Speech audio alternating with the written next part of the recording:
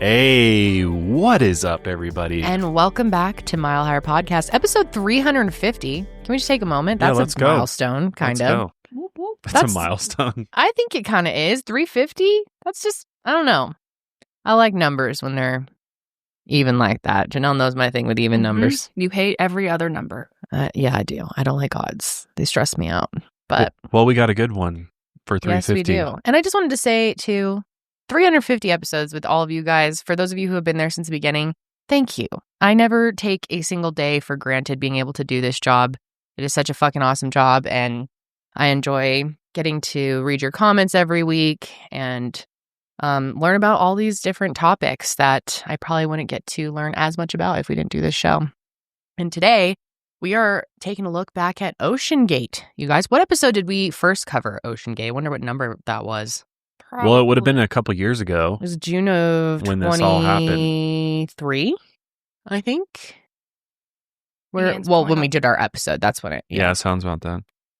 But we're revisiting it because a lot more, obviously, has come out since this disaster happened. And it's just mind-blowing. It really is. And so many of the questions that we had when we covered it the first time have now been answered. Yeah, but I mean, we still don't we have don't have all the answers. complete answers to what exactly caused the Titan sub to implode. Mhm.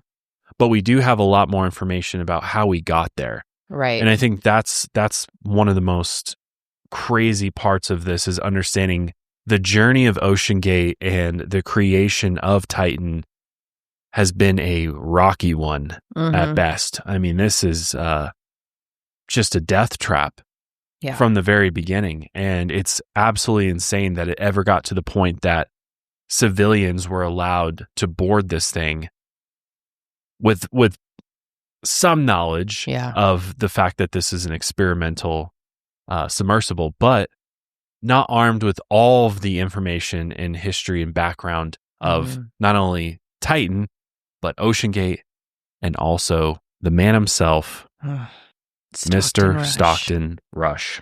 What a freak, man. He is just really a psychopath. Terrible, terrible human. At the very least, a narcissist. I mean, most of his staff refer to him as a psychopath. And just, I can't imagine working for him. Just, learning so much about him and seeing so much footage of him. So there are 2 new documentaries that have come out. One's on HBO, and that was produced by Discovery. Yeah. And that was pretty good. You liked that one more. Yeah, only because, like I was saying before, I thought it handled the timeline a little bit more cleanly. Yeah. It was easier to understand that way. Where, like Netflix, they like to do things very thematically. I do agree with that. Netflix had a lot. Then another new one came out on Netflix, I think in the past week or so. Last Wednesday. Yeah, I guess by the time you guys see this, it'll be like 2 weeks. So it was a lot of what's the word? Like the dramatics, and well, it's easy to have dramatics. I mean, it is terrifying. Some of the sounds and video clips and everything, but also they had a lot of exclusive interviews with people who just had all the tea on Stockton and really revealed.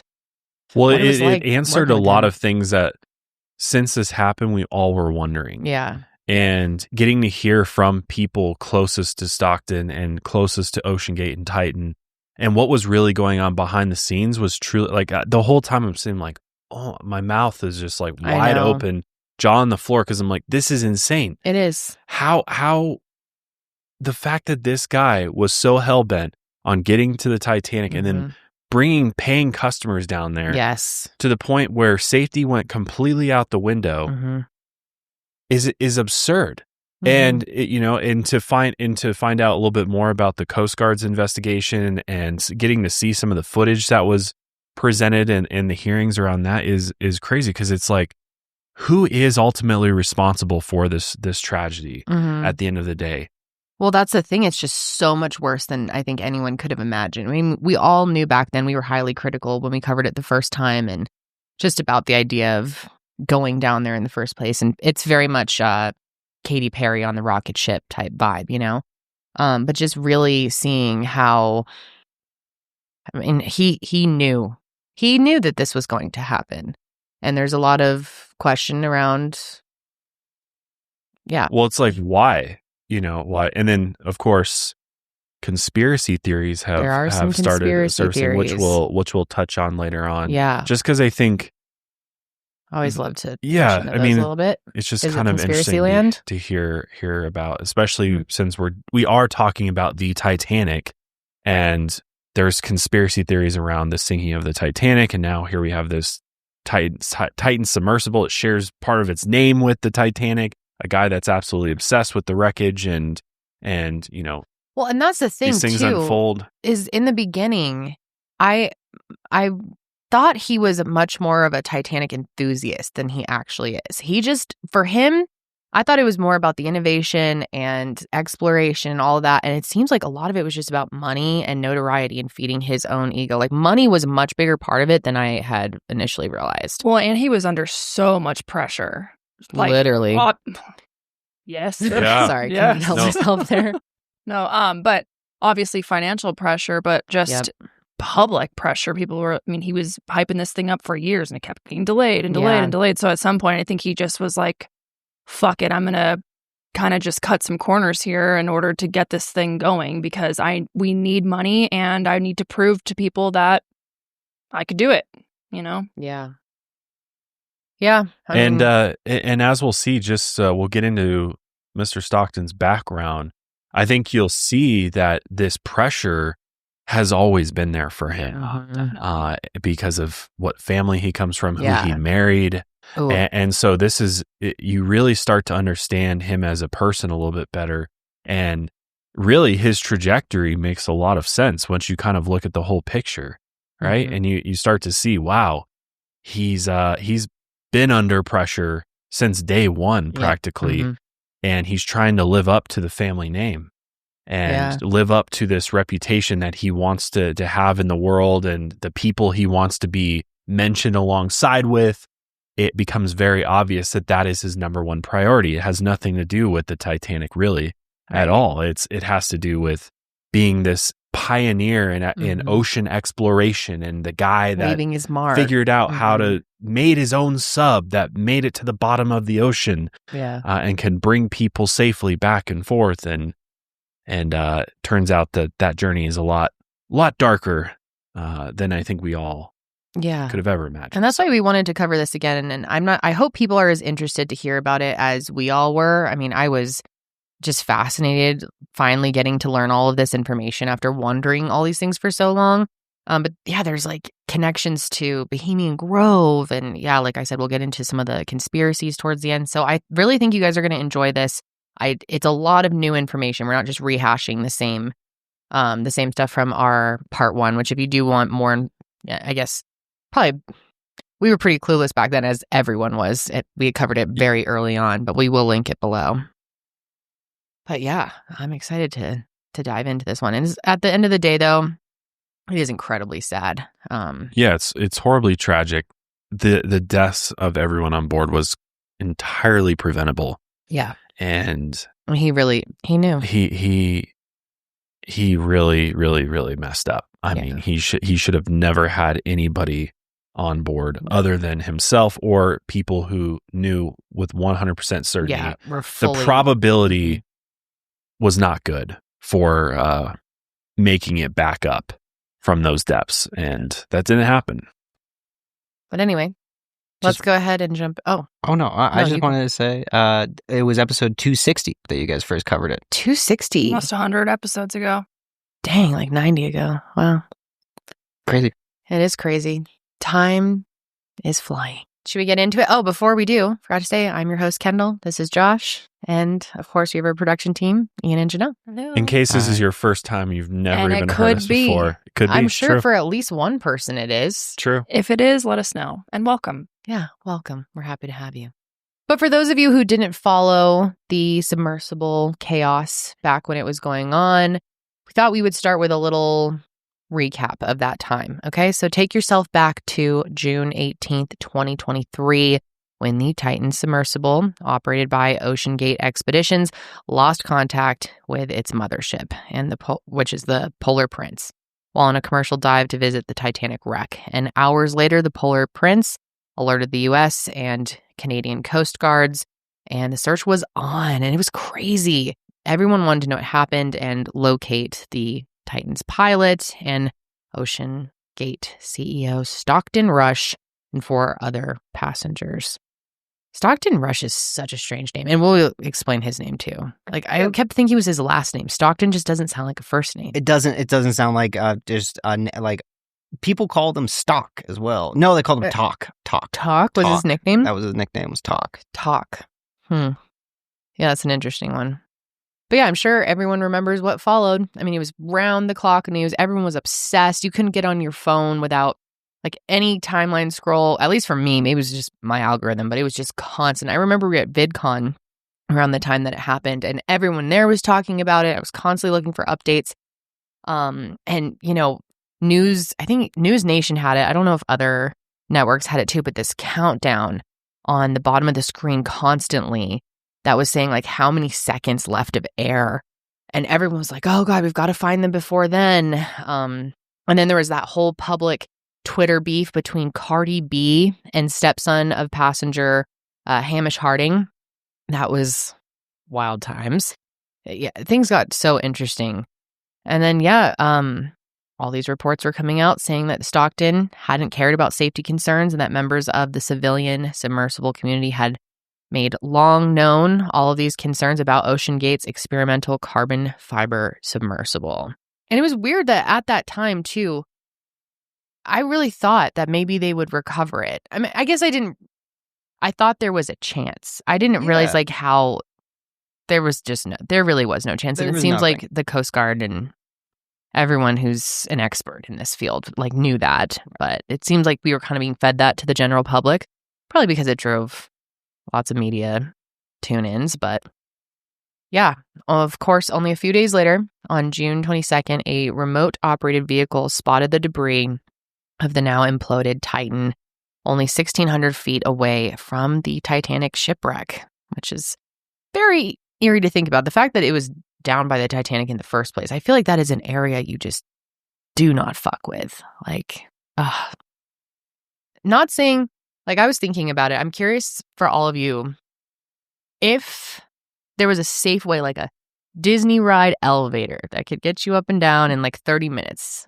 and it was like hundreds of people did it every day, would you want to go see the Titanic up close and personal? You could go like down. that? There's like a little restaurant, grab some lunch down there. Yeah, totally. Yeah, I would. Get a Krusty Krab. Or what is it? A Krabby Patty? Yeah, Krabby Patty. Yeah, I would go. Why? Like, yeah, sure. If it was like guaranteed safety and a zillion people were doing it. And it wasn't like $1 million. Yeah. How much do they pay for this? $250. Right. Okay. Yeah, I would do it. But that's pretty much the only way I would do it. Like, otherwise I have zero interest. Would you go, Ian? Yeah. Yeah, I would have gone, not on Oceangate sub, Hell no. but a different sub even. I wouldn't mind. 8 hours is a long fucking time to be down there though. But no, I'm gonna need to get. I'm in down talking there in, it's like, an 10 elevator. minutes. Like, Yeah. Certainly. Elevator, I'm there. I do understand people being like, it's a graveyard. Like, why do you want to visit it? Yeah. But I also think like it's an incredible historic site, and is. I totally understand the inclination to be like, no, I want to see it for myself. I mean, it's one of the most famous things in human existence. Right. And remember, in one of the documentaries, I can't remember which one, they talked about there's 3 words that every person on Earth is familiar with, and that's God, Coca-Cola, and the Titanic. Yeah. That was really interesting. We talk more about that later in the episode, but yeah, and that's, I guess Stockton had read that somewhere, and I wonder how true. We should ask ChatGPT. Ah, yes. Hit him up. Josh is like, no.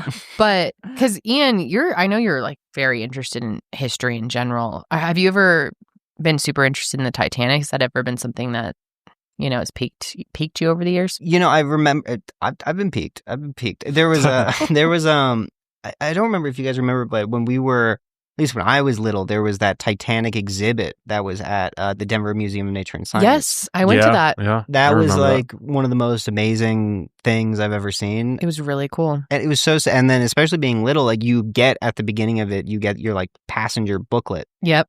And then it's like everyone goes to the end, they're like, oh, I died. And like everyone died. Yeah. But so, the Titanic in particular, not really, something I've focused too much on. However, it still is like I mean, it's like seeing Stonehenge or the pyramids. Yeah, you know, right. It's like one of those kinds of sites. Yes, it's just like such a wow factor.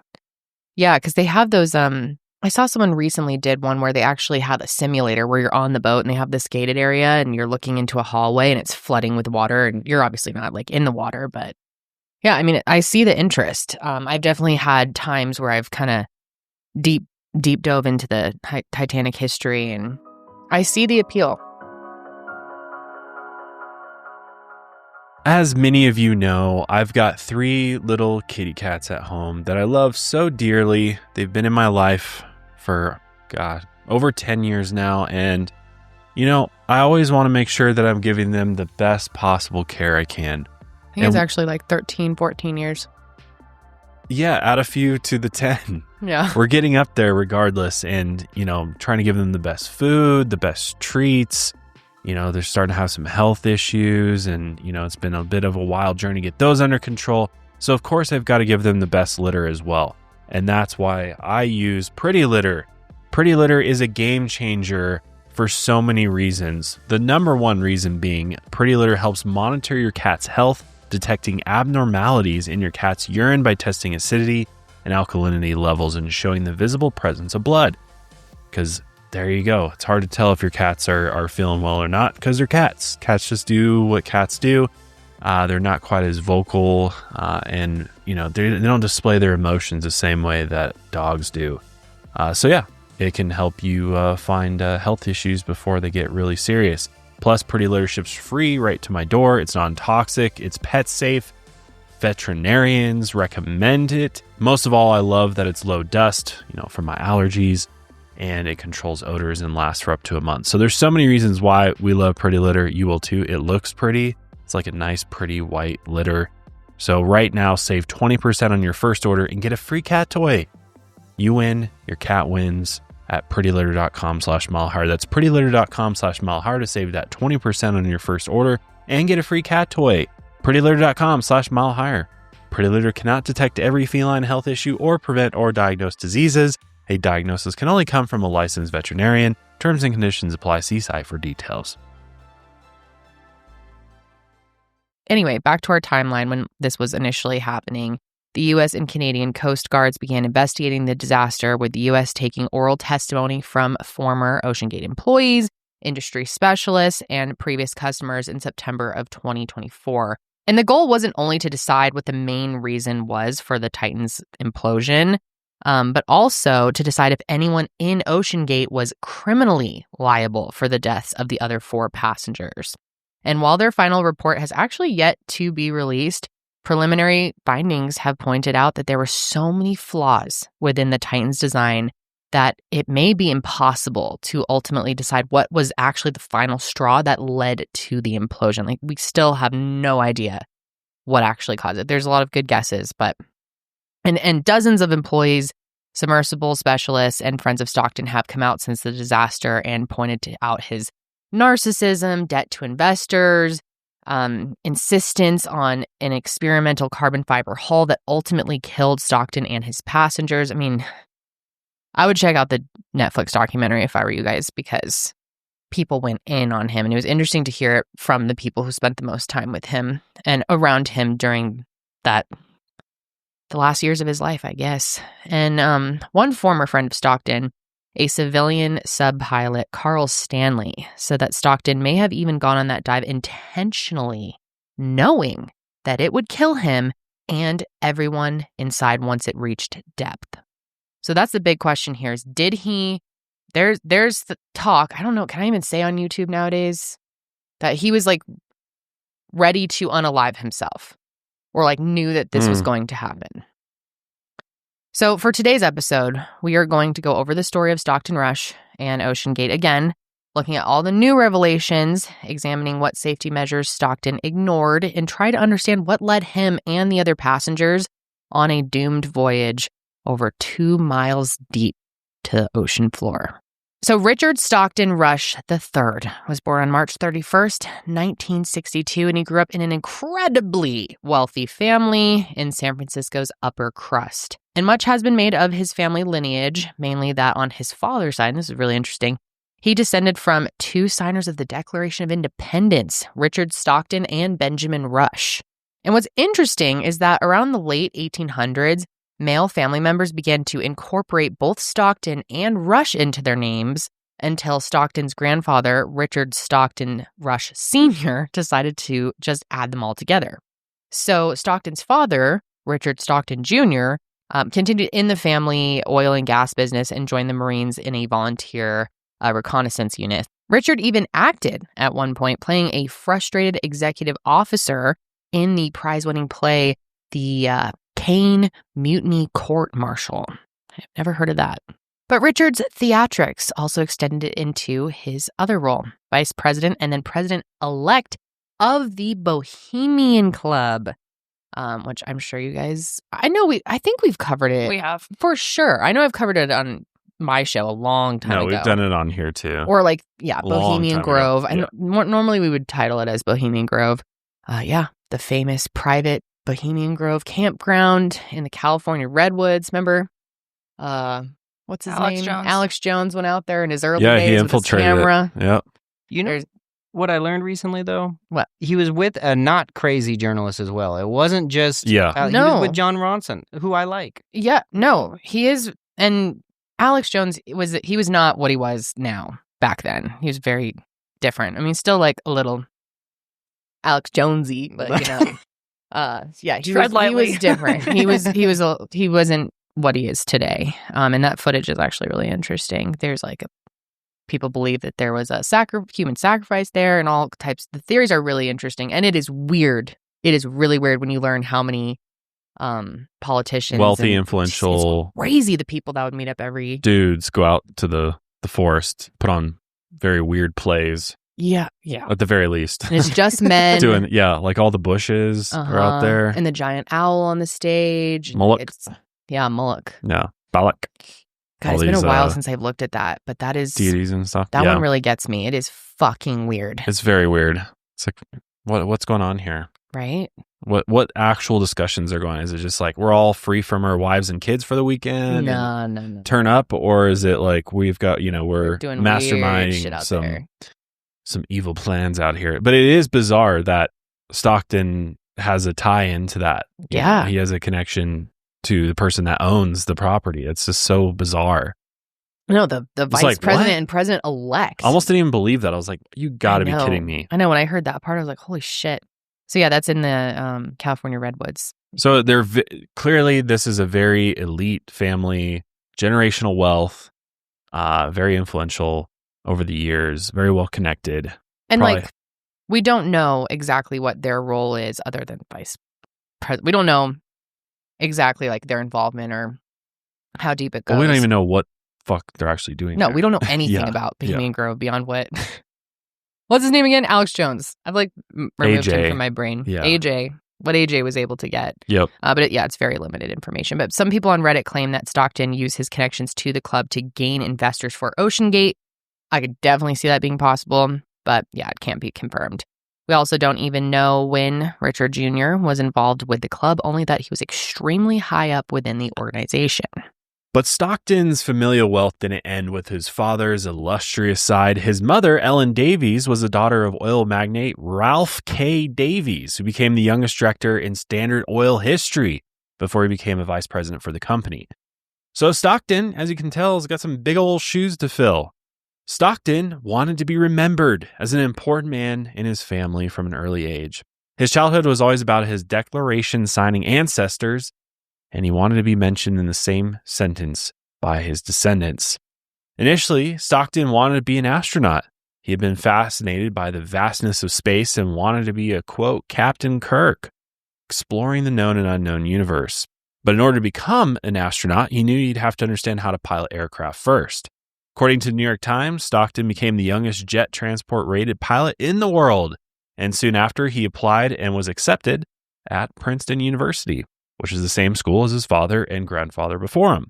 On his application, Stockton explicitly stated that he wanted to be an astronaut, though his poor eyesight would prevent him from achieving this goal. While academically, Stockton was, quote, fine. According to other classmates and professors, he was better known for risk-taking antics because he didn't get the best grades. In the documentary, they show some like screenshots of his transcripts. He had a few F's in there and some D's, and definitely didn't seem like school was his. He didn't excel in all of his classes, I should say.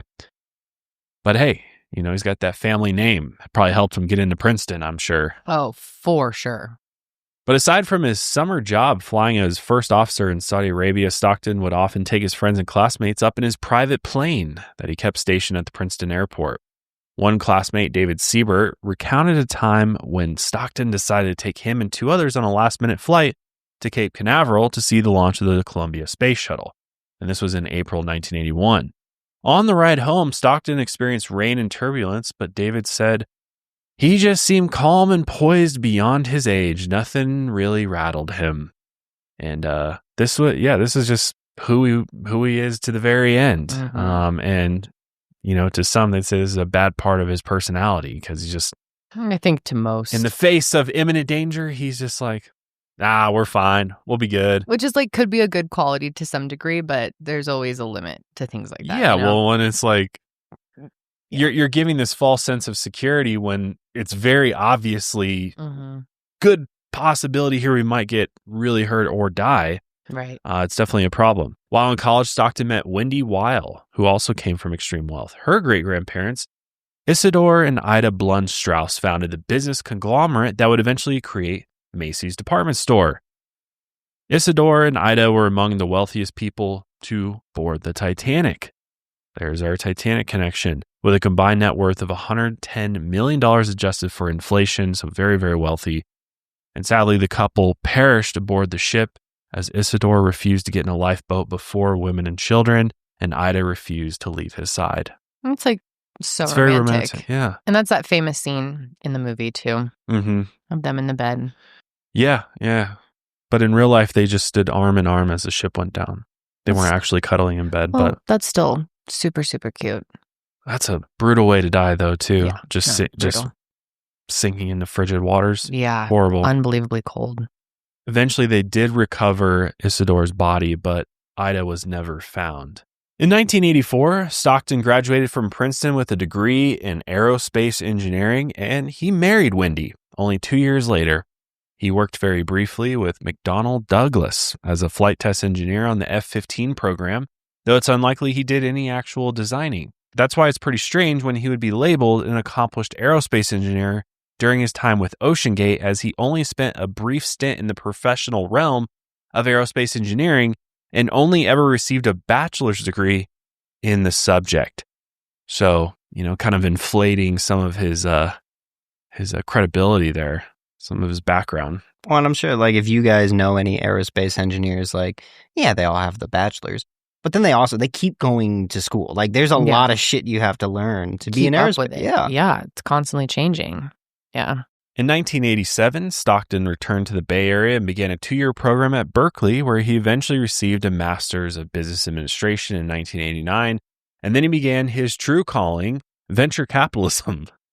So very different from engineering. Using his inheritance money as a partner at Peregrine Partners, Stockton invested in several early tech startups and moved to Washington State later that year to manage remote control technology.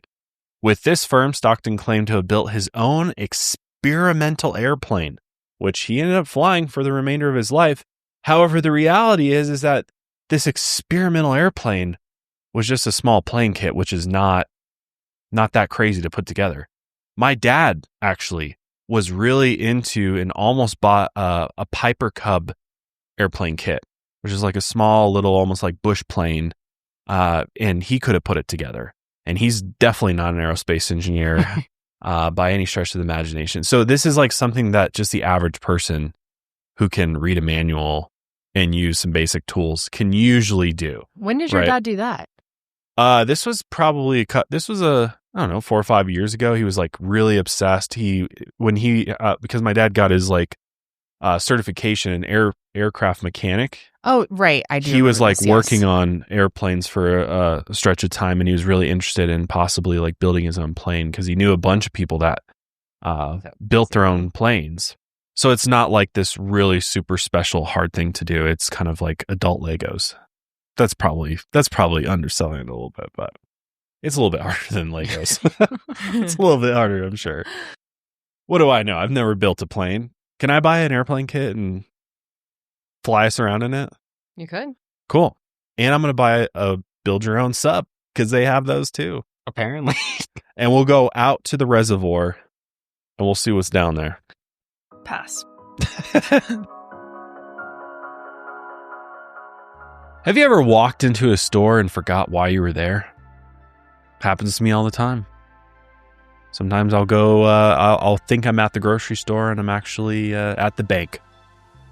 And yeah, it's pretty embarrassing because I'll start asking where the wine is at the bank and they start giving me looks. And eventually they say, "Sir, I think you're at the wrong store." I just stopped going to the grocery store, to the liquor store, because I never ended up in the right spot. I never knew what I was looking for. I walk in, I grab the $5 bottle on the end cap. The clerk gives me the weirdest look, like, "You sure about that, bro? You sure?" And I say, "It's just wine. Come on, man. It's just wine. There's no difference in wine." Well, I couldn't be more wrong and just more dumb when it comes to wine. And thankfully, Naked Wines is an amazing sponsor that has really opened my eyes to the world of wine. It is a fine, fine world with lots of variety and options. And I've learned so much thanks to Naked Wines, that there's all sorts of flavor profiles, scent profiles. They come from all over the world. There's independent winemakers, making this really, really delicate, juicy, fine wine out there in the middle of their vineyards. And it is some of the best stuff to drink and cook with. So no matter what you use wine for, Naked Wines has got you covered. You just tell them what you like, and then they pair you up with the finest independent winemakers across the US. And it's so simple. It's such a great deal as well. I mean, we're talking, you can get 6 bottles of wine for just $39.99. You're not going to find a better deal. I'm telling you right now. So how do they do it? Naked Wines connects winemakers and wine drinkers directly, allowing for vineyard to your door delivery at up to 60% off what you would pay in store, because they cut out the traditional retail middleman costs and markups, and they pass those savings along to you. So they've been in business over 15 years. You got nothing to worry about. It's just literally the easiest way to get wine coming to the house for all occasions. So now is the time to join the Naked Wines community. Head to nakedwines.com/milehire. Click enter voucher and then put in our code MileHire for both the code and that password for 6 bottles of wine for just $39.99 with shipping included. That's $100 off your first 6 bottles of Naked Wines at nakedwines.com/milehire. And if you use that code and password MileHire for 6 bottles of wine, you'll get them for $39.99. So he built this airplane that he called an experimental airplane kit. What this is like, in order to sell this, they have to get it classified. It has to go through a strenuous process before the general public can just buy this. So it's not that experimental. So for the next 20 years or so, Stockton's life remained pretty set. He had taken an interest in scuba diving and had spent a lot of time in the Puget Sound, and he, like many others, was fascinated by the deep sea. And speaking to the Explorers Club in 2017, Stockton realized that the otherworldly life forms that he had been fascinated with as a kid didn't exist in outer space. They were right here beneath the ocean waves. Take a look. You may have seen in the write-up of this that I wanted to be an astronaut. That's why I got an engineering degree. I watched Star Trek, Star Wars, all the video, and I wanted to see those alien life forms. And eventually I realized, one, I wasn't going to go to space, and two, the space has got such great views because in the vacuum of space, by definition, there is nothing. And I wasn't going to get to Jupiter or Mars, but I did realize that all the cool stuff that I thought was out there is actually underwater. And in fact, the filmmakers have figured that out as well. You have the creature from Alien, and you have something that looks a heck of a lot like the creature from Alien. You have, James Cameron has been quite clear that a lot of his inspiration for Pandora in the movie Avatar came from all of his submersible experience. He's one of the most, more deep dives than I have. So he's quite a skilled individual, but you look at this structure and then what it was like as he created it on Pandora. And then there are just amazing other creatures I started to realize as I started to focus on the ocean. This goblin shark that exists in the deep. It's crazy looking. One of my favorites is the barrel-eye fish. So the barrel-eye fish had been brought up in fish nets and things like that over the years, but until they saw it in its actual environment, they didn't realize that the eyes actually rotate up inside its gelatinous skull. So when it came to the surface, it was this blob, and nobody thought anything of it until they saw it in the real environment. I think he's got some passion for exploration and I think the danger involved with it, and it's this unknown frontier. So I can appreciate that about him, is that he I was gets probably a little harsh in the beginning saying that. But I do think at the end of the day, it was mostly about money and notoriety. But yeah, there was passion and interest there, of course. Yeah, I think also this is what he's given the public too, right? Yeah. I think there's two personas to him. I think there's the public persona and the one that all the Oceangate employees worked with and, behind the scenes. Well, that's the thing is like, I don't know how, it seems like a lot of the times what he said was very rehearsed. He just knew what to say to sound like an expert, to sound smart, to sound passionate. So I don't know like how much I actually believe that was authentic, but I don't know. I mean, who doesn't think the creatures at the bottom of the sea are fascinating? I mean, I think everyone would love to go. Like that to me is so much more interesting than the Titanic wreck, personally. But yeah, I mean, I get it. Well, don't you think that money can corrupt anything now? Like, yeah, of course. Yeah. Especially if you're under financial stress to produce profit. Yeah. That's going to ruin the fun for anybody. True. And I think that's largely what happened here. I think when he set out to do this, I think he was really enthusiastic. I think he vastly underestimated how difficult it was going to be and how expensive it was going to be. Yeah. And just because the guy's net worth was 40 million was what his kind of net worth was. And this is going to take many millions to, reach the finish line here. And I don't think he really fully understood. I think it's hard for people who come from that much wealth and just have everything their entire life to really like get a grasp on, and then I don't know how much he thought about that when it all started. But in 2006, Stockton became obsessed with deep sea submersibles after his first excursion to British Columbia. He immediately tried to purchase his own submersible, but quickly learned that there were fewer than 100 privately owned submersibles in the entire world, which is crazy to think about. Luckily for him, he was able to purchase a kit from a company in London and was able to assemble it using blueprints created by a retired U.S. Navy submarine commander. But unfortunately for Stockton, this miniature sub could only reach depths of up to 33 feet. So that's not going to work for him. Obviously, he wants to go a lot deeper than that. Because at the same time that this is all unfolding, other extremely wealthy men had announced their versions of space tourism. We got Richard Branson, of course, who announced Virgin Galactic. And of course, can't forget, it hurts me to say his name now, but Elon Musk. Oh. If you remember, he was talking about how he's going to rocket to Mars and build a colony. How could anyone not remember? He was talking about it like a few months ago. He should do it. Yeah, let's go. Come on. Yeah, he should. Get your ass over there. So, he's hearing all these other wealthy people he looks up to talking about, pushing the front, pushing civilization to these other, limits that we've never reached before, and swinging their Stockton's big dicks everywhere. Quote, by the way, from Stockton. That will make sense later. Yeah. So he would really idolize these guys, of course. However, with all these rich guys looking up at the stars, he was like, I don't want to go try to compete in that space. Plus, I mean, space is gazillion times more expensive than ocean exploration, I imagine. So he was like, you know what? Nobody's really going for tourism in this deep seas. I think I'm going to do that.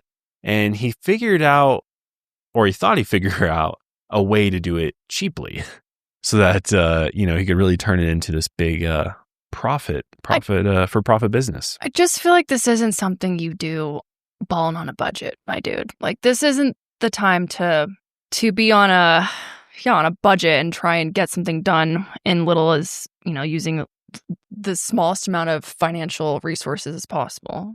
Well, I think he had financial resources at the beginning. Because, I mean, again, in 2009, he founded Oceangate with venture capitalist Guillermo Sondline. And so I think I think he just underestimated the liquid funds he'd need to get through all of these different phases. And I don't think he really understood the submersible industry and didn't do his like background research on how hard his idea would be. But like, that's when you are, you're partnering with these people for a reason. So take their advice seriously and rely on the experts in the field to get you to the finish line. But instead, he kind of was just like, he was so cocky in himself that he was like, no, I like, fuck you guys. I don't need to listen to you. I'm just going to keep doing it my way. Yeah, it seems like he was incapable of truly listening to other people. And it's like, going to the Titanic isn't something that people just do on a regular basis. This isn't a common occurrence. So if you're going to do it, you need to do it correctly. Yeah, and there's a reason why this isn't a booming industry at this point already. Because if it was easy to do, people would have done Everybody would do it. Of course. Yeah. Well, that's why I was like, I'm going to start this company. I'm going to get the smartest people. I'm going to figure it out. I got venture capitalists backing me. We're going to do this thing. And that's what they really tried to do. Initially, the company was based in Everett, Washington. And kind of the parameters of the company at the beginning was to perform scientific research of the waters, marine life, and shipwrecks in the Pacific Northwest. And then in 2009, Stockton purchased a submersible named Antipodes, which was initially built in 1973 and was rated for dives of up to 1,000 feet. It's like this yellow submarine. We all live in a yellow This is a little submarine. I don't think we all could live on it. Oh, just a few people could live. It's really cute. I like Antipodes, man. I do too. Yeah, it's nice. And it looks safe. He didn't name Antipodes, right? It came with that name? I believe it actually had, it started out its life with a different name, and then it was renamed it went through many different owners before it went to Stockton, but one of the other owners, I think, changed it to Antipodes. Oh, changed it? Okay. I like Antipodes. But 1,000 feet, that's small fry shit. Yeah. That's not going to get you anywhere. Not good enough for stocky. Yeah, so they eventually purchased the Cyclops 1, which was made out of traditional deep water submersible materials, steel, titanium, and acrylics. And again, the initial intention behind the first Cyclops was scientific research. However, Stockton began saying things like, quote, accessibility is ownership. If there's a small island in the middle of the ocean, you basically own it because you're the only one who can reach it. Great logic. Brill. And Stockton started realizing, I want to make money doing this. I need to be able to get more money to really do the things I really want to reach my goals. So the Cyclops 1 was constructed with a massive viewport for those inside to survey the surrounding area. It was much more spacious than other deep water submersibles and could carry 5 passengers. However, Stockton realized that the only way to get enough passengers on board was to provide deep sea trips to the most recognized shipwreck in the world, the Titanic. And according to Stockton, the 3 most recognized words in the English language were Coca-Cola, God, and Titanic. And I double-checked this with ChatGPT. Did you already? That is true. Yeah. Really? Yeah. Is it? When it comes to like cultural terms, basically, or like brand names, I guess God is not really a brand name, but cultural terms. Yeah. Yeah, God didn't surprise me. Coca-Cola doesn't surprise me either, but Titanic, Coca-Cola's in 200 countries? Damn. How many countries are there again? It's like 211? How many ChatGPT? No. God. That's pretty self-explanatory. Well, I learned it recently. Wow. I looked up the number because Trump said that there was more countries than there actually were in a recent 195. interview. Oh, 195. Yeah, he said like 2 something. So maybe I just repeated what he said. Whatever. Hey, I'm not the president. 195. Interesting. So what'd you say? It's in over 200 countries? I mean, a lot of these countries have conglomerated into one country. So at one point in time, maybe Coca-Cola was in 200. Maybe. Yeah, I think it's saying in its history of Coca-Cola. Okay. Yeah. I see. Yeah. Oh, well, it says 200 countries and territories. Yes. We always neglect the territories. Yep. Okay.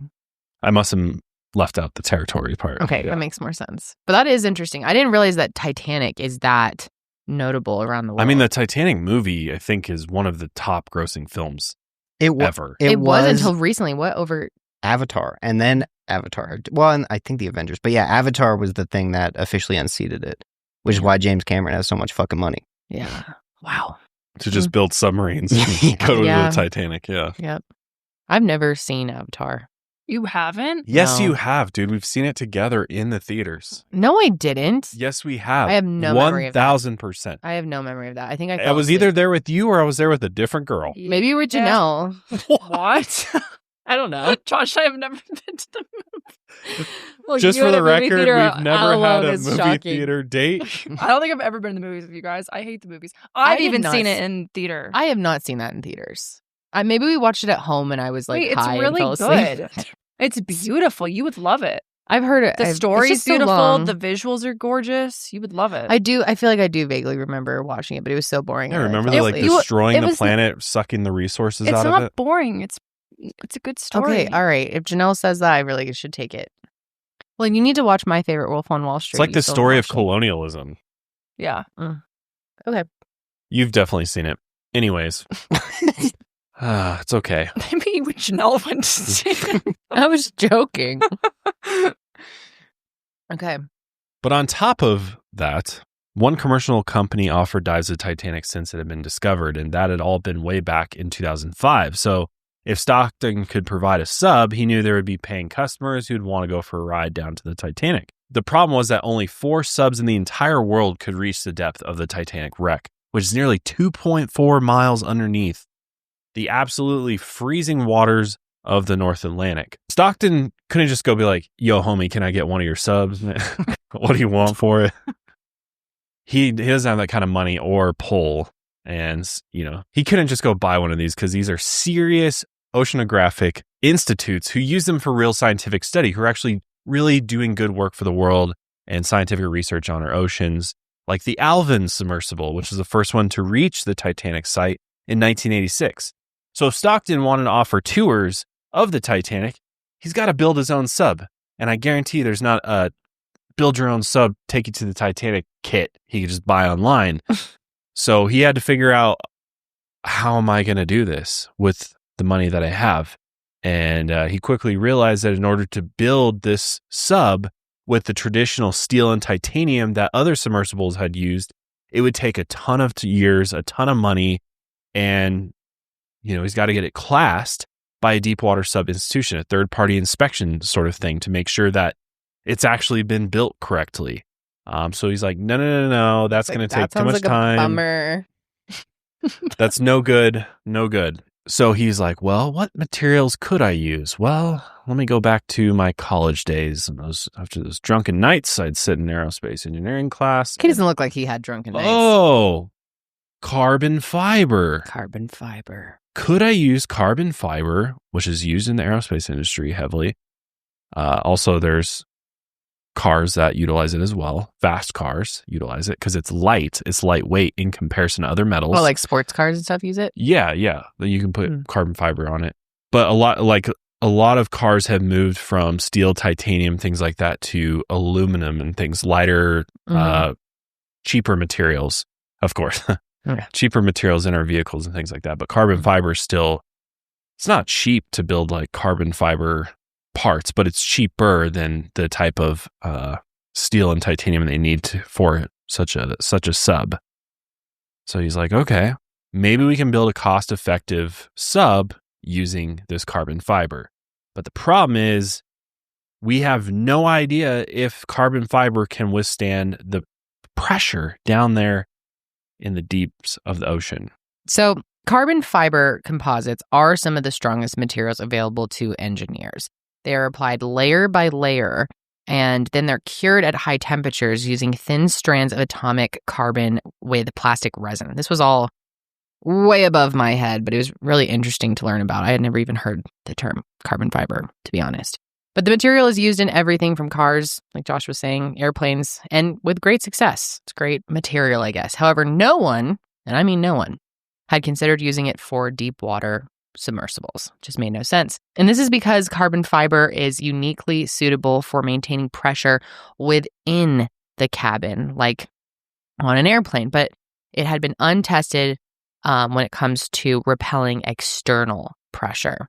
And at the depth of the fucking Titanic, the pressure of the water surrounding the submarine would be like setting an entire aircraft carrier on top of it. So around 100,000 tons, if you can even wrap your mind around that. Steel and titanium are suitable for this amount of pressure because they are single layers, as opposed to carbon fiber, which would utilize thousands of layers for a sub to reach the Titanic. And while this may sound safe, it also means that there are thousands of places within the sub itself where the pressure could just give way. But Stockton wished to press ahead. Of course he did. And he theorized that when using the carbon fiber, this experimental sub could be the same size and weight as Cyclops 1 and dive up to 12 times deeper. So in 2013, Oceangate entered into a short-lived partnership with the University of Washington's Applied Physics Laboratory to create the sub. The APL had a history of creating composites for their underwater vehicles, but nothing as experimental or as serious as Oceangate's plans. And on top of that, they had forged a relationship with Stockton in the past after they wrote the software used on Cyclops 1. And while they would later claim that they had no official partnership with Oceangate after the Titan disaster, in reality, they had entered into a $5 million contract with the company to develop the sub. And to their credit, the business relationship was contentious and ended after only $65,000 worth of work was done. And former Oceangate employees said that none of the APL's hardware or software actually made it onto the Titan. And while the reason for this abrupt end is not publicly known, I'm sure you can kind of guess, Stockton had already created a culture of narcissism within Oceangate. And if you watch the documentary, it'll be very obvious why this was abruptly ended. I mean, he is just insane, really. Like, if anyone goes against his word or his way, especially regarding safety concerns, he really does not like hearing about that shit. They would be just booted from the company. In October of 2013, Oceangate also received help from Boeing Research and Technology. 2 engineers, Mark Negley and William Koch, produced a 70-page design plan for the experimental sub. While similar to the APL, Boeing denied working with Oceangate after the disaster. They're like, not our deal. Now, again, this is kind of true. After Oceangate received the design plan, Stockton ended their business relationship because he realized that they could just build the sub themselves. However, even these early Boeing engineers were skeptical of carbon fiber's ability to manage that amount of pressure. And aside from the issue of delamination, there could be tiny microscopic issues in the curing process that could lead to cracks in the hull. Boeing's design for the sub called for 660 layers of carbon fiber, which means over 660 possible areas for defects to occur. Stockton hired Spencer Composites to create the hull, starting with a scaled-down model, to test it at various depths, because they wanted to see, if it could actually, the hull could withstand different depths. So, got to get a couple models for that. In their initial order sheet with Spencer, they wanted the hull to be rated for 6,000 meters, which is 2,000 more than needed to reach the Titanic, and have a safety factor of 2.25, which is more than the Alvin sub that initially explored the Titanic. The first test of the 1/3 model took place in June 2015.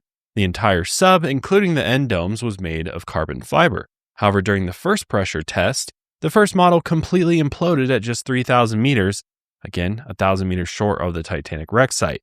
An additional test in March 2016, after they already started selling tickets, believe it or not, for the Titanic expedition, also imploded at 3,000 meters. So get this, they're selling tickets for rides to the Titanic, and they're still testing 1/3 models that are imploding at this point at 3,000 meters. Insane.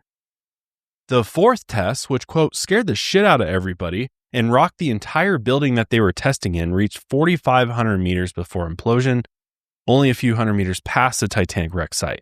At the time, Stockton wrote to shareholders, "We will analyze the data in detail and then run a test with a new cylinder through at least 1,000 cycles to confirm its durability," cycles meaning dives. However, that never took place. Instead, Rush had Spencer Composites construct the full hull based on the model that failed at 4,500 meters. He's like, if we made it to 4,500 meters, we got a few hundred meters to spare. That's safe enough for me. The only difference was that he changed the end caps to titanium, the only traditional material in the entire sub, and increased the thickness. The problem is that carbon fiber, unlike titanium, can deteriorate over time and in multiple cycles. While it might be fine for one dive or 5 dives, water can get between the laminated layers and pose a risk for future dives. On top of that, the thickness of the hull meant that Spencer Composites couldn't scan it for imperfections in the curing process, meaning there are even more opportunities for failure. In addition, the person installing the viewport, Will Conan, was extremely worried about the viewport Stockton had ordered because it was only rated for 650 meters, which is just mind-boggling. Like, what? Only rated for 650 meters? He even offered Stockton a different one at an extreme discount, but Stockton denied. That's wild. That is. It's only rated for that much. Stockton's like, yeah, we'll be good. We'll be fine. Idiot. We're only going 4,000 meters deep. Yeah, we'll be good. And there were other issues within the company. For one, Tony Neeson, who is the head of engineering, or was the head of engineering, had brought in a bunch of fresh college grads to engineer the completely experimental sub, which caused many within the company to take pause. Like, what the fuck is going on here? We're bringing in college grads for such a serious project. And on top of that, Stockton said that he hired them because he could pay them less, because of course he did. I mean, duh, why else would he do that? And he was offering the Washington state minimum wage of $9.77, but that, in his eyes, was actually too much.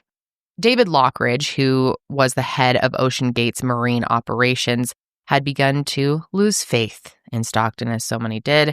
David, who had joined Oceangate initially through Stockton's promise of getting the sub rated by an independent submersible organization, now knew that his main goal was the cash, baby.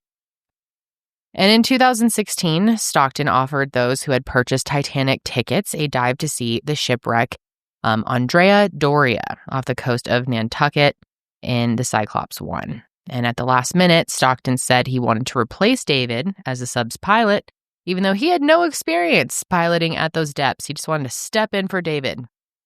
Eventually, David actually did allow Stockton to take control, but he said that he had to stay on board in case anything went wrong. And thank God that he pushed for that, because according to David, Stockton, quote, smashed straight down into the wreck, and had the sub pinned between the ocean floor and the ship's bow. And so David forced Stockton to hand him over the controller, the famous Logitech gaming controller, which still blows my mind that this was ever part of it. But he carefully piloted them out of the wreckage, and thankfully he was there. However, from then on, everything changed between David and Stockton. Other employees had started calling Stockton a, quote, psychopathic narcissist who was against safety measures because they went against, quote, innovation. Right, that makes sense. And as the testing and construction of the carbon fiber hull continued, David knew that Stockton was no longer interested in getting the sub certified by one of the independent agencies. And so after the construction of the Cyclops 2, now known as the Titan, when it was finished in late 2017, it was handed over to David's team for testing. However, David sent Stockton a quality control inspection that listed 27 issues that could lead to fatal error. And aside from the questionable and implosive carbon fiber hull, David also pointed to the O-rings and the domes that were literally bolted on while passengers were inside. Just imagine that. And Stockton had previously brushed this off before, saying that the bolts wouldn't matter when they were deep enough because the domes would be forced on by the pressure. That's right. He said the bolts wouldn't matter. No need to worry about that. And the day after David sent this email, Stockton fired him. Yeah, it's unbelievable. Tells I wish so we much could about play him. the call. Yeah. Because I the know. call Yeah, is it copyrighted? wild. Damn it. Yeah, Yeah, it's it is. exclusively in the Netflix documentary, and it's just he Stockton's so spends pissed. all this time and effort in inspecting the sub, writes up this beautiful report, is like voicing all of these concerns. And he also expresses, I'm worried for you, Yeah. Stockton. Yeah, literally Like, in the call is like, I wouldn't let you get in it. Right. And it's because Stockton knows it's going to require a ton of time, a ton of things are going to have to get fixed. Slow down and, his mission and right, slow it's down going to slow everything down. And it makes him feel like inferior to David. Yeah. That's the bigger thing here is he doesn't like the fact that David's now like in his mind overstepping and be like, oh, I know more about this than you do. Yeah. And so even though this is my sub and just he clearly took it as like a dig to his ego. And I think it also pissed him off that David was the one to save them all in that moment, and that people, when they were coming up, were talking about like, oh my God. And then David David was getting some accolades there. And he was like, fuck that. Absolutely not. So, I mean, I think there were many reasons why he just fired him. But David, good for him, later took up the case with OSHA and sued Oceangate in federal court. But Stockton, of course, sued back. And after years of trying to fund the case himself, David did have to drop it because you're going against someone like Stockton. On top of that, Will Conan couldn't forget about the Titan and Stockton's plans that he's still going to go take civilians, paying customers on his Titan Submersible down to the Titanic, despite it not being rated by an independent organization. Would any of us get on an airplane that wasn't rated by an independent organization? Hell to the no. Most of us don't want to get on airplanes, period, at this point. Especially these days. God, we just watched a whole little segment on John Oliver. This is so side tangent, but just on air traffic control. Yeah, it's scary. Watch that. It made me never want to get on a plane again. Don't. Although I will. I love to travel too much, but yeah, the short of it is air traffic. It's bad. There's a severe lack They're of extremely underfunded. Air traffic controllers. There are none. And really. Also, a lot of what they're using is like archaic. Like they're literally moving shit around like blocks. Yeah. Like their training was like literally like a little the systems train set with planes. Like it was crazy. Like a board game? It was like that was in their training thing. Yeah, it was part of their training. They did other things in training too, but it looked like one of those train sets when we were kids, but like with planes.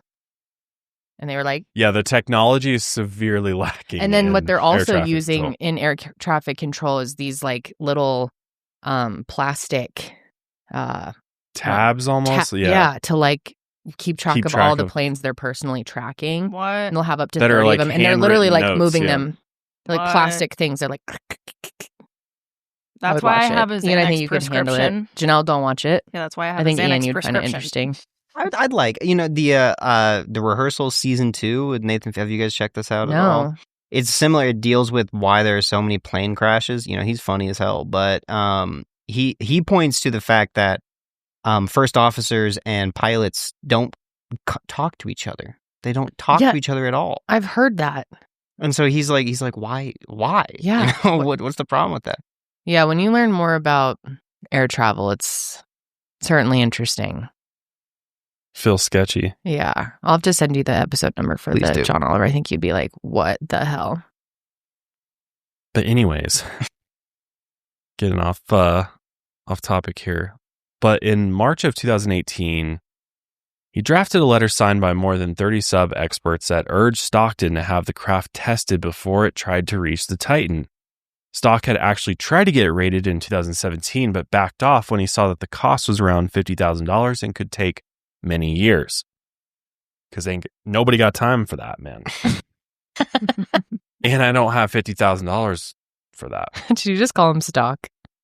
Yeah, I did. That was his nickname, though, right? It was Talk, but I like Stock. Stock is better. Too. Stock's better, man. Stock ain't got time for that. Ain't nobody got time for that, especially not Stock. Well, the problem is that he's just, money's just burning at this point. I mean, he's running out of money. His investors are getting pissed. They're like, what the hell, dude? You said you were going to be able to do this. You said you'd figure this out. And Stockton would get pissed during these testing runs, which was delightfully shown in the Netflix documentary. Mm-hmm. I know, when he'd get pissed and he'd start saying ain't. Yeah. Have you noticed that? Saying fucking a lot. I'd be like, fucking shouldn't work. Yeah. And that was like a mild version. It sounds like he would get in like full on screaming and just be completely like out of control. But when he was like, we do crazy shit here. Like what we're doing is insane. Yeah. And that ain't gonna happen. That ain't gonna happen. Yeah. Yeah. He's so unprofessional. So, he's not making any money except for selling tickets to the Titanic dive that is not even a for sure thing at this point because it keeps getting delayed. So Stockton wrote back to one of the letter signees saying, quote, Titan and its safety systems are way beyond anything currently in use. I have grown tired of industry players who try to use a safety argument to stop innovation and new entrants from entering their small existing market. Since starting Oceangate, we have heard the baseless cries of "you are going to kill someone" way too often. Ignorant bastard. What a quote, man. So he's just basically like, you guys don't want me competing in this space. Stop telling me it's about safety. I like his. That's very. I rode a bike without a helmet. And I'm fine. Stockton as a kid. Mm-hmm. Yeah. He's just pissed because he didn't fucking do this the right way. Yeah. From the beginning. He fucking oversold, underdelivered hard. Bad business owner. Bad business practice. Wasn't honest with people, wasn't upfront, misled people, Just told everybody bad human. he's he's more intelligent than he actually is. And then once he realizes shit is way harder than fucking building an airplane kit, he's like, oh fuck. Yeah. And then so he starts just fucking harping on all these actual smart people that are coming and trying to help him and try to figure this shit out for peanuts, basically. As you could probably imagine, Oceangate did not pay very well. A lot of people took pay cuts to come work at Oceangate.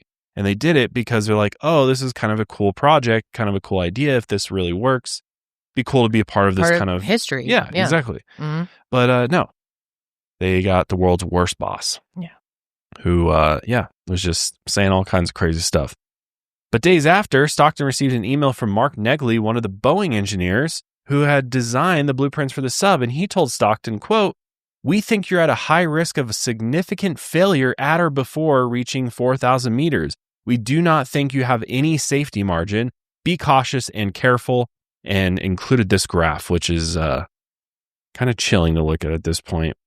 Yeah. Where, at the point of basically where they believed an implosion would happen, they have a red line drawn with the skull and crossbones at risk. So scary.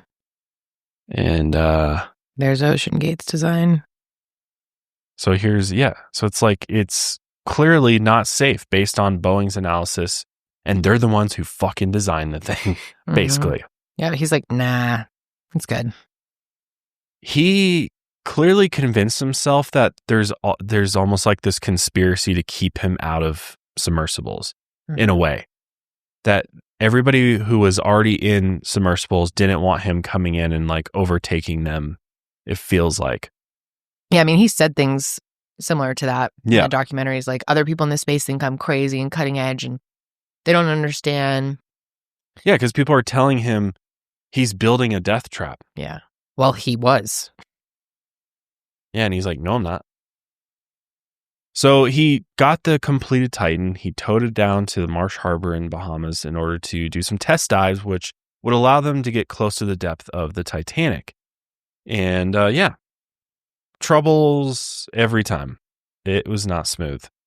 Stockton said they could tell when the sub was unsafe using a real-time acoustic monitoring system, which involved about 80 microphones placed around the sub to pick up on the various sounds. Stockton even got mad at engineer Tony Nissen for using so many mics. Yeah, he would get. Yeah, that's what's always interesting. Like people that were trying to draw attention to the issue even more, make it more apparent as these issues were popping up. He did not like that. Like he wanted to be like, la la la la la. Which you can't do that for this, dude. Yeah, no shit. This is, if anything, don't fuck with something like this. Yeah, and I think it was Tony too that was explaining how he was more afraid of being stuck on top of the water. Basically being stuck like on a remote island. No, not on an island, but just like just out in the ocean? Yeah, like not being able to be found, because he was pissed at him for adding so many radars, I think, as well. And he said he was more afraid of that than actual implosion, just being stuck on the top. Which is crazy because they've exploded like 3 or 4 test holes at this point. Like they know that this is, and he's worried about getting stuck at the top. What are you talking about? Maybe in his mind, because it would be such a quick death and he wouldn't even know, that it just didn't seem like that scary to him. Okay, well then why are you bringing other people on board? Yeah, that's what the part that crosses him from like if you mad genius or mad scientist to like evil. Yeah, genius, exactly. You know? Right. where he's willing for other people You're to hurting suffer other too. people. If you want to do this and you know the risks and you don't care, and I mean, I guess it's your right to do that. But to bring other lives into it and especially ultimately so take their lives is so disgusting. It's horrific. I mean, he really knew what situation he was putting them into, and he had his disclaimers and whatever and paperwork, but I don't think anyone fully. I mean, he always spoke with such confidence that he was able to fool people. And then we're gonna get into the sounds that this fucking sub made. Oh my god, that I think we all were like, as soon as we all got back together after watching Netflix, we were all like, the sounds. Mm-hmm. Oh my god, like skin crawling. It is so freaky. And that's one thing that I didn't realize this whole time. I've because it's so creepy to think about implosion and what that would do, and we'll get more into that. And this whole time I've sort of thought well, at least it was quick for them. They didn't even know. I mean, they didn't know when it was happening. No. But what I've realized is they knew it was going to happen, and it was terrifying. They were hearing all of these sounds as it was going to happen, and that was the first thing that everyone was noticing when the sub dove. The constant pops, and this motherfucker described. He would say that this is just the sub seasoning. What the fuck does that mean, sir? Seasoning? What is that? Yeah, what do you think he meant by that? Like a cast iron skillet. Yeah, like getting used to the pressure, and just kind of, warming up. Battle scars, baby. Right, exactly. That is, oh my god. All these fibers are like lifting weights, like they're just getting stronger by going through this. No, in reality, it's them breaking under pressure. And it's like all these fibers overlapped. It's like if you ever look at carbon fiber up close, it's wild. And so you think they have layer upon layer upon layer of all these fibers that, like, when you're hearing it, you're hearing literally break apart. Air bubbles. How noisy is it when it goes down? Is it pretty quiet? Oh, it'll be quiet. There's usually a bang somewhere. Most subs have a bang of some type. When I was in the sub before, and it was, I'll play you what it sounded like when the carbon fiber's collapsing around you and you don't have much time left. This is what it sounds like. And what, you just were ascending at that point? No, I was going down. I kept going down. Because, why not? I don't know if it'll play on the speaker. But those click sounds, that wasn't a mouse clicking. And you could feel it. I was in the dome. I could feel these things popping. The second dive, I put earplugs in.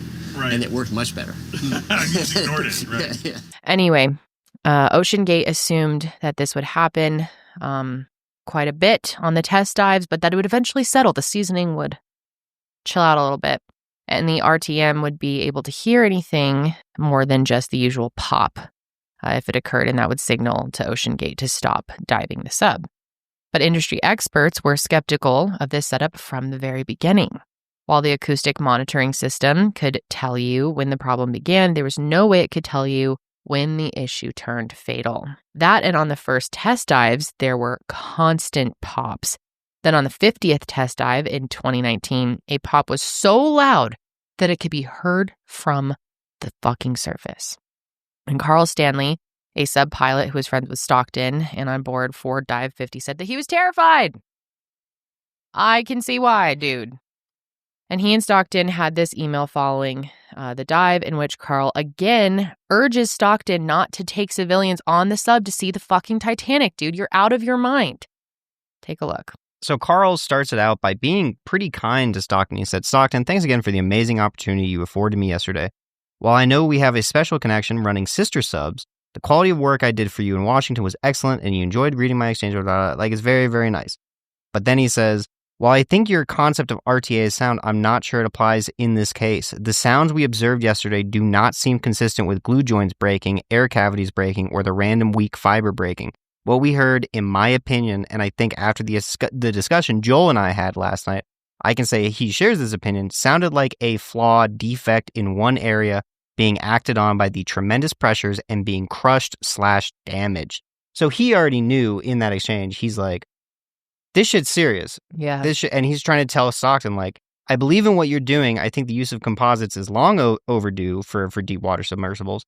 But he's still trying to tell him, like, man, relax. Like, this is too much. This is not ready. Yep. And then Stockton writes back, Carl, yes, we are shooting for a few more, as many as 5 4,000-meter dives to get added acoustic data and operational experience, especially charging at sea and back to daily dives. Our analysis of the past dives shows a definite reduction in acoustic events, the seasoning, but only having data from 2 full operating depth dives does not make for much of a validating trend. Are you back to operational, or does the government still have you in handcuffs? Which just means, like, can I hire you or not? Yeah. God. And then, it just continues that way. Carl directly says, the fact that you indirectly told me not to speak about the noises I heard on that dive, to me, says a lot. As you know, my subs have had many issues and incidents over the years. At no point did I find it necessary to tell anyone not to speak about what they saw or heard. Yeah, and it that just is so alarming. Yeah, it just keeps going on. It just keeps going on. And it's like, again, it's foreboding. It's like they go back and forth, and it's just consistently Carl being like, man, something is fucking wrong. And Stockton telling him, like, you don't believe in it. Yep. There's even limiting innovation. Like, clearly, though, you don't even believe in it, Stockton. If you're over here, like, don't tell anyone about that. Exactly. Yeah. Yeah. It's just, it's so fucked up. And this is way back. This is not like right before the 2023 dive. This shit, he knew stuff was going wrong very early on. Yep. And it's interesting, too, how there wasn't I guess for a documentary like that, but it doesn't seem like there's anyone that stands up for this guy. Like, anyone who was working with him or close to him in any way, other than maybe his wife, who's, like, in hiding. I don't know where she is. But, like, no one had anything good to say about this guy. Like, initially, maybe they were like, oh, he was, like, kind of cool and, innovative and inspiring. But then the more they got to know him, they're like, this guy's a fucking freak. And, like, working for him was hell. Yeah, he just did not give a damn. He wanted to stuff it all down and just continue on. Nothing to delay or cost more money, God forbid. Also, it's important to note that Carl was unaware that the massive pop was picked up on the RTM. After Oceangate inspected the hull, they discovered a massive crack that could have led to an implosion if it hadn't occurred during the ascent, which is also shocking that he got as far as he did. Like, I cannot believe they didn't have an implosion. Like, he should have been dead years before he actually was, in my opinion. And, like, I wish that it was one of the times where he was alone. He went alone, right? He did the very first test dive they did to the Titanic depth. He did it completely solo. And I think he did another couple. He did. I think cumulatively he had done 16 hours worth of time alone in the Titan, just doing those dives. So that's what, like, he did believe. He was delusional in his belief of it, but he did believe in it to the point where he was willing to put himself inside of it. What was the one where it was in the Netflix documentary where he came up after like I think it was 19 hours or something. Yeah, and he was alone on that too. That was the very first one. That was the very first one. That was the first one. Okay. Yeah, because he was like, it was a record. So I thought maybe it was later on. Well, yeah, and he was like, I wanted to push it to 20. Oh, yeah, and then he tried to make that weird joke about it being 19.3, and like, that was... Then popped a bottle of champagne. Mm-hmm. Yeah, that's an interesting choice. Like, sorry. The pressure. But yeah, like, I couldn't help but wonder if some of the people out there, the employees, were like, damn it, he made it back. Anyway. So what did Stockton do?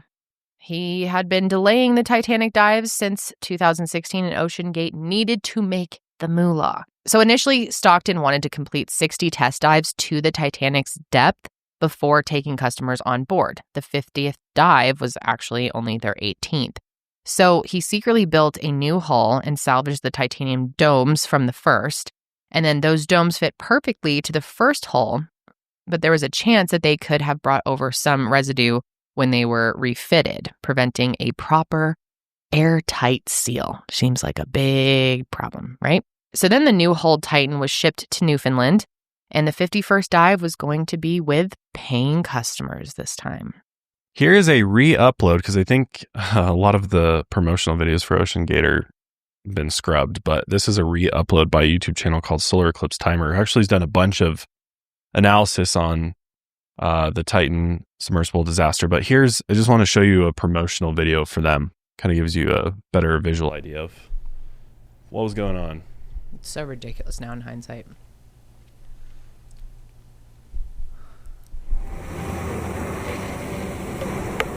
today is a critical joining of the titanium and the carbon fiber. That seal needs to be uniform and small, but not too small.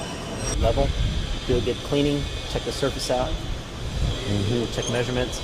Between the two components, really what's holding them together and allowing them to move together is the glue. And so you want nice, even movement. It's the glue that's holding the family together, and we want to make sure it's right.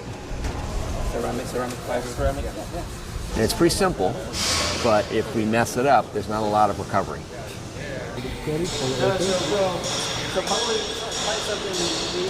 The glue is very thick, so it's not like Elmer's glue. It's like peanut butter. I would hope not, dude. All the things to shortcut. Not like You figure anything over. It's like, don't worry about it. We got nice glue here. Top of the line glue. Glue it together, though. So it's glue. Uh-huh. Yeah, just glue, though. Keep playing it. That block there. This is the point of no return right here. This is so eerie. I'm good already. North-south, east to west. Someone punch him. It looks like he's a black eye there. Which is probably all the alcohol that's been hitting. It's going down. Yeah. Or the pressure. It's the pressure. Oh yeah, so that will be the pressure vessel for Cyclops 2. It'll go to 4,000 meters. It'll be the deepest diving carbon like fiber the ad? sub ever built. When it goes to 4,000. I believe it's on this channel as well. Yeah, I want to see the ad that they were The running. Titanic ad? Yeah. Oceangate Expeditions offers you the once-in-a-lifetime opportunity to be a 5 specially minutes. trained crew member safely diving to the Titanic wreckage site. Get ready for what Jules Verne could only imagine, a 12,500-foot journey to the bottom of the sea. It's the Oceangate Titanic experience. Earning raves from those who've taken our unforgettable dives. There's no other trip like this. Fewer people have been to the Titanic than have been to space. It's tougher to go to the bottom of the ocean than it is to the far side of the moon. So we saw things that maybe human eyes have never seen before. Whoa. This is not a thrill ride for tourists. It's much more. It is an 8-day, one-of-a-kind experience. You will be trained as a mission specialist and record valuable Because findings. you have to be. A citizen scientist is also involved in the science. They are doing jobs that are essential to the scientific research, not just busy work. We are looking at the process of degradation at the site. We are trying to make a really good map of the site and its current state. This is not tourism. You're contributing. Oh my God. This is not Shut tourism. the fuck up, dude. Well, we'll explain why You get to they be had a citizen scientist. Yeah. Okay, how unfair, though, that guy got to go to space and the Titanic. I know, that's fucked up. Come on, dude.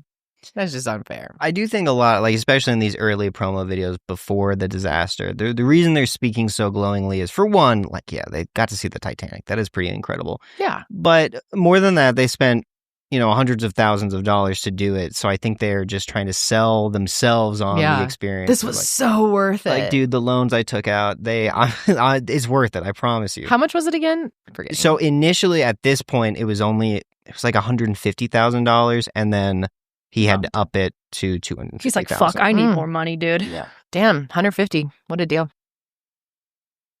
Let's do it, guys. Yeah, we could do it. Yeah, fuck it. Absolutely not. I'd rather go to space. I'd just rather stay right here on land. Shocking. With the new hull, the new carbon fiber hull, and 2 carbon fiber scale models that were made, they were tested again at the University of Washington. And both models failed early in the test, likely due to an issue at the Rush manufacturing. By February 2021, photos of the new hull were posted on Oceangate's Facebook page. However, ex-employees who had worked closely with the Titan's original hull were fired for bringing up structural issues with Stockton, noticing a new addition lifting rings had been added to the titanium domes. Now, why is this important? Well, initially, the Titan was hoisted from the support vessel into the water using a sling wrapped under the hull's bottom. The problem with these new rings on top of the dome is that they put undue stress on the rings, an airlock that kept the domes attached to the hull. However, Oceangate needed money. Tickets for the Titanic dive were now increased to $125,000 per person, and on July 13, 2021, the Titan made its first successful dive to the Titanic. with Stockton on board as the pilot. In a press release, he said, quote, "We had to overcome tremendous engineering, operational, business, and finally COVID-19 challenges to get here. I am so proud of this team and grateful for the support of our many partners." But this team had become a, quote, "skeleton crew of the former Oceangate staff. The dozen or so engineering team members have been reduced to a handful, including the exit of head engineer Tony Nissen. Individuals who were previously interns were asked to train as submarine pilots, and all the marine operations seemed to be headed up by the famous Paul-Henri Nargeolet." So who is Paul-Henri Nargeolet? Well, for many in the civilian subworld, including close friend and director James Cameron, PH, as what we'll call him, his involvement in Oceangate was a mystery. He began his career in the French Navy, and PH had been to the Titanic wreck over 35 times, which was more than anyone else on the planet.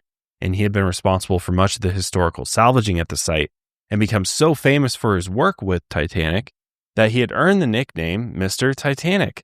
So why would one of the world's most celebrated and experienced sub-pilots become an associate of a company who would have certainly known was doing some dangerous shit? Someone pointed to the fact that PH may have known that he was at the end of his career and he wanted to provide a sense of safety to tourists and civilians who try to complete their lifelong dream of seeing the shipwreck for themselves. But that's another issue. The passengers weren't just tourists. As previously mentioned, Stockton had not been rated by an independent submersible organization, meaning it could not allow civilian passengers. But Stockton knew a workaround for that. For one, he registered Oceangate in the Bahamas instead of the actual operational location of Everett, Washington. And then he did not register the sub itself with any country, meaning it was basically a ghost ship. And because the ship would be operating in international waters, he did not have to register the Titan with any individual country. But he could still not bring passengers on board. So the workaround for this, which we mentioned earlier when we were watching that, and that's good that we played that first so you can get an idea, but it was to basically make the passengers mission specialists who were trained in operational elements of getting the sub ready to dive. That's why it was an 8-day experience. And this included everything from learning how to pilot to actually bolting the titanium dome onto the hull when it would be time to dive. That's right, they were out there doing the bolts. Even though 14 bolts should have screwed on the dome, but Stockton often only went with 4. Just 10 off, you know. And he did that relying on the pressure at the deep sea to just keep the dome locked in. And this would lead the dome to slide off during a dive in the North Atlantic. But Stockton had tasted success at this point. His first few dives generated a lot of press interest, which he really, really liked, including a now famous profile on CBS This Morning. He began to use the phrase big swinging dicks, as I mentioned earlier, to refer to his heroes, Jeff Bezos and Elon Musk. Such heroes. And he often said that he wanted to be a big swinging dick himself. That's all he really wanted. He just wanted a big swinging dick. However, this short-lived success would only last another year at the end of the 2022 season. And on July 15th, 2022, the Titan's 80th dive, a bang from the sub was so loud that it could be heard from the surface. And back on the ship, Stockton tried to play it off, saying almost every deep diving sub makes a noise at some point. Like, yeah, dude, a noise, not this kind of noise where it's so loud you can hear it from the surface. But Stockton knew that something was drastically wrong. The RTM indicated that the noise signified a massive structural failure, similar to the crack after dive 50. So multiple members of the Oceangate team brought this up to Stockton, of course. However, he either told them that they were going to continue to dive it, and one employee was even told, yes, people are concerned about you too, and you don't have an explorer mindset. Yeah, so you're just not an idiot, basically. And that's what we really need here. They completed 7 more dives before the sub was put away for the winter season. On dive 83, Stockton had even mentioned to those on board that there were parallels between the Titan sub and the Titanic shipwreck. However, Stockton even skimped out on winter storage. That cheap bastard. Typically, the sub was moved to the Bahamas or Everett, Washington to avoid the biting cold of Newfoundland and their winters. But for this season, the sub was stored outside in the cold under a tarp in a parking lot. Dude, this fucking blew my mind. I could not believe it. I had to pause and walk away for a second. I was like, right? I was like, am I really seeing what I'm seeing right now? You couldn't even get like a storage unit, my dude? It was just out under a tarp. No, they don't got money for a $100 storage unit. They're like, nah, just throw a tarp Put it on in it. someone's fucking garage. Even in love the of God. cold. Yeah, seriously. In his own garage would have been better. God. They just didn't want to pay to move it around, I guess. But this can cause even more issues, as you can probably imagine. You know, snow, which is frozen water, and freezing temperatures, water seeps into every little crack you can possibly think of. And carbon fiber being kind of this porous material, guess what? Water's infiltrating into those cracks. And then the temperature shifts, as you know, like our tires expand and deflate with temperature changes. So does the sub. Yeah. And it's like basic shit like this where you really question his actual intelligence. And it was interesting. Most of the employees they interviewed did not have like anything nice to say about him, but there was someone in the beginning, I can't remember who, that described him as a genius. And I'm just like, is he though, really? I think he just has a lot of money and knows what to say and rehearses things. And I don't think he actually is that, because what genius would store? If we had a sub, the four of us, I think we would come up with a better storage solution than a parking lot in the cold. I think he was just getting clouded by how desperate he was to keep this fight going quickly and save as much as he could. I guess. God. Just so insane. Yeah, he's cutting corners where he shouldn't. But in his mind, he's like, what's the worst that could happen? You know, he's not thinking about that his sub is possibly being damaged. But then when the 2023 season began, there were even more issues. During the past few seasons, Oceangate had rented a support vessel large enough to carry the sub on board, keeping it safe from the rough North Atlantic seas. However, in 2023, oil and gas operations in the area ramped up, so the price, demand went up. So the price to lease that same vessel went up quite a bit, which became unaffordable for Oceangate. And maybe they could have afforded it, but their profits go down significantly. So they instead opted for a smaller vessel, the Polar Prince, which had to tow the Titan behind it 350 miles from St. John's and Newfoundland to the Titanic wreck site. So there's like video of it. They're just towing Titan behind it through the waves. Mm-hmm. Pretty wild. Which again, this is dangerous because it could cause additional structural damage that they may not know about. And the Coast Guard should have called the ship back to the harbor, as this is clearly a huge problem. But during a CBC documentary about the Titan, the Coast Guard called the crew because they were filming on a much smaller vessel without a permit. So they call them for this, but how did they not notice that this vessel is also towing a strange submarine that is also not registered out to sea? They fucked up there for sure. They did. And the CBC documentary crew, they tried to press the Coast Guard on it because they went to the Coast Guard. They were like, hey, funny you guys reached out to us about this permit. We've actually been trying to talk to you about this Titan sub thing. Why didn't you guys do anything about it? And they just didn't. They just basically tried their hardest not to respond. Like, oh, we just didn't notice it. No. And they're like, but you noticed us on a raft. Like, how did you not see this? Just straight lying. Straight lying.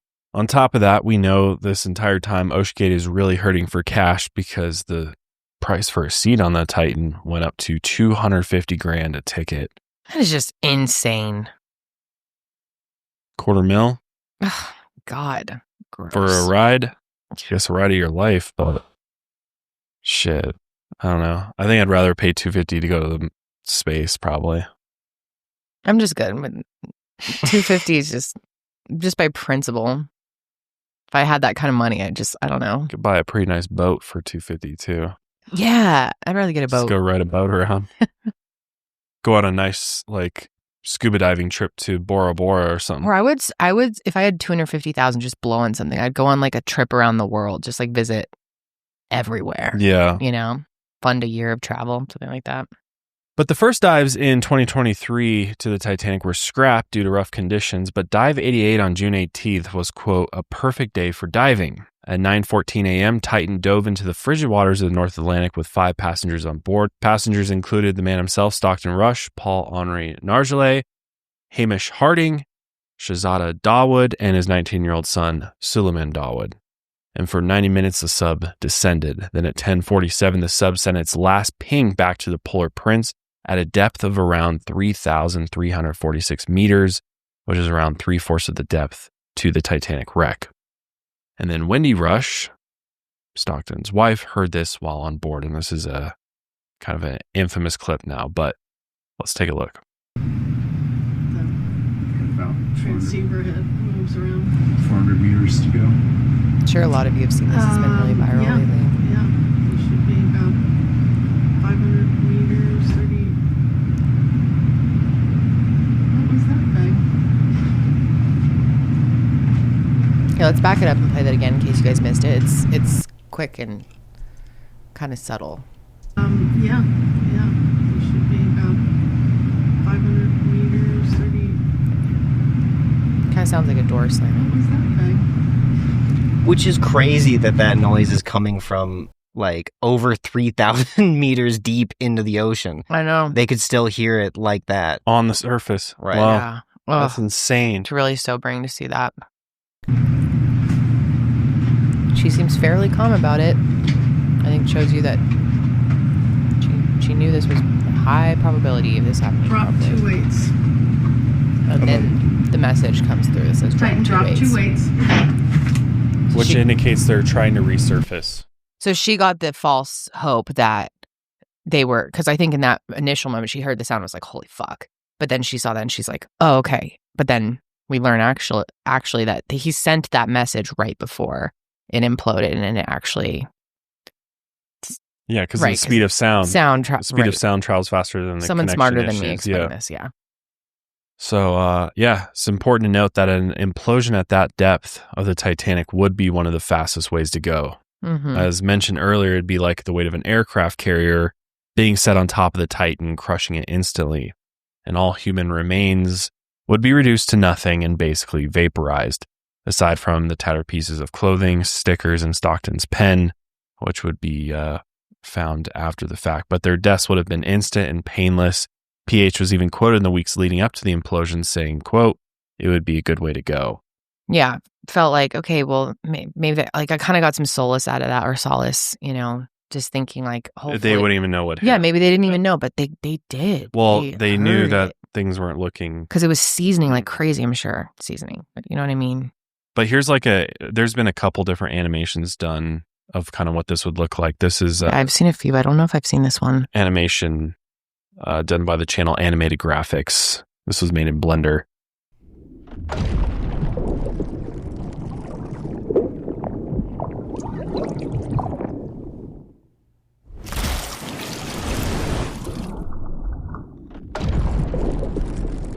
And like, obviously it's being slowed down quite a bit for the animation. That would happen in like a second. Yeah. Right. I saw one that was even more graphic. Probably shouldn't put it in, but it was like... it shows the body being like reduced to mist, basically. Mist, yeah. Oh, it's really creepy. Yeah, I mean, it's just you're crumpling. It's like it's like so being sad in a beer can and then having it like crumpled. Yeah. Well, and what's in an instant? Like, this was a weird. They had a resident Native American artist working with Oceangate. What she would do is that she drew just like really pretty things on styrofoam cups that they would then attach to Titan, and then they would bring it down to depth, and it would be shrunk to like that big, and then they'd bring it back up. Is there pictures of that? I'm sure I can find some. That just occurred to me again right now, but it's like that's how crazy the depth is that it could turn a full size styrofoam cup into like the pressure. Was that in the documentary? That's just something I came across. Can I see that? Yeah. That's really interesting. So the carbon fiber's gone. The carbon fiber gets completely destroyed in an instant. So it's literally left just... I was honestly surprised that there was so much of the whole left. Well, it was like an outside shell that they put on it with some other type of metal. So they still use some steel and titanium. They just didn't make the whole hole out of it. Uh-huh. So they had it kind of like wrapped to look good. That makes more sense. The hole itself was inside of like those white panels that are on the outside. I can't believe his pen, and it was his pen, survived. Well, the scraps of his shirt and the pen and stickers, I think, were kind of encased with sand into the actual titanium ring, right? They weren't just like found. It wasn't like found just like loose I think it by was itself, in his shirt sleeve. Or was it inside the shirt sleeve that was attached to the titanium? It all kind of got fused together into the titanium dome. And the reason they believe this is because Stockton, as the pilot, was sitting towards the end, and the titanium domes were among the only parts that weren't completely vaporized because they could withstand the pressure. Okay. So that's why like his body and his organic material was crushed, but these other parts of it just got sucked into the dome itself and remained, it was still around. Okay. God. Oh, and you put in the little cup. I'm not sure if that one is specific. They do this often just with Titanic dives, just because it's a cool little science experiment. But that's just what happens at that kind of pressure. Wow. That's interesting to see. And that's on the outside of it? Yep. They would just tie them onto the outside. Wow. Back to the timeline of the day it happened. Oceangate alerted the Coast Guard at 5:40 p.m., and they had waited so long, actually, because the Titan had lost contact with the support vessel without incident in the past. So they thought maybe there was a chance. And of course, we know the rest of the story here. The Coast Guard had thought that they had heard banging at the depth of the Titan, which was likely just noise from the wreck of the Titanic shifting. But I remember at the time, oh my God, that was such a scary thought when everyone was reporting that. Like, we can hear banging under the water and thinking there's so many. I remember so many news anchors saying, like, I can't imagine what they're going through right now. They're trapped in there. And just like, I remember having a dream about it and being so freaked out. Because it's like, you can't help but picture what it would be like. Or then there was the whole thought that maybe they were at the top, floating somewhere. But yeah. But yeah, there was all the constant press coverage showing how much air was left on board, which I think is like, I don't know. I think that's kind of gross that they had this like timer on the bottom. I know couple different news stations had it. I don't know. It's just kind of strange. But obviously that adds into like there's a time limit, and then the Titanic's involved, and there's just all these reasons that people were so hooked into the story.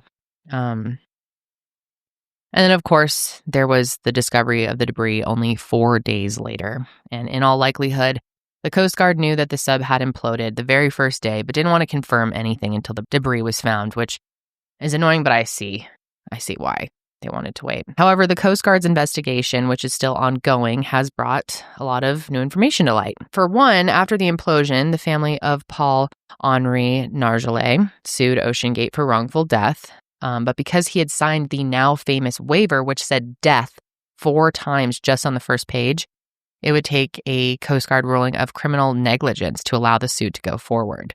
But we also received footage of the crushed Titan on the bottom of the Atlantic with bits of clothing and a pen, as we stated, as the only human remains.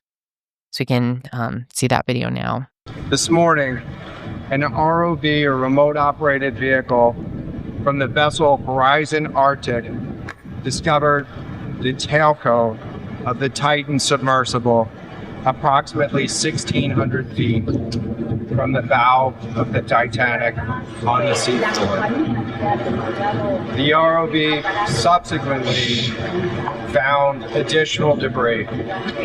In consultation with experts from within the Unified Command, the debris is consistent with the catastrophic loss of the pressure chamber. And there we see one of the titanium end domes.